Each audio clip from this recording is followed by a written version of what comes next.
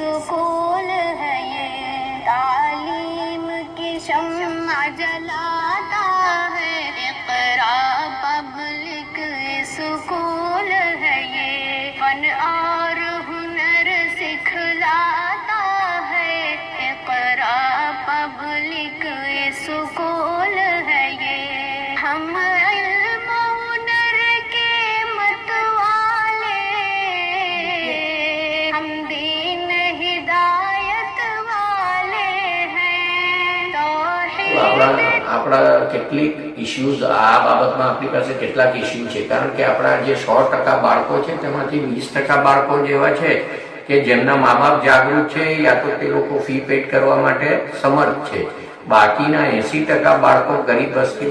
दाऊदी साहब का एक सपना था कि हमारा बच्चा एक तरफ डॉक्टर की कुर्सी पर बैठा हो, वही बच्चा मस्जिद में जाकर मिंबर पर बैठा हो।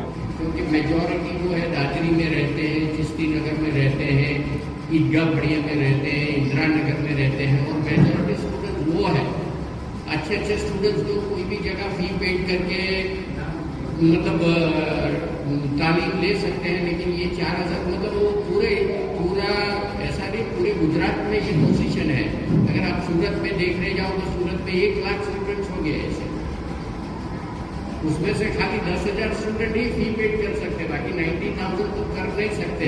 तो फिर उनको गवर्नमेंट स्कूल में जाना पड़ता है। गवर्नमेंट स्कूल में तो अभी आगे मंजिल की तरफ ले जाता है।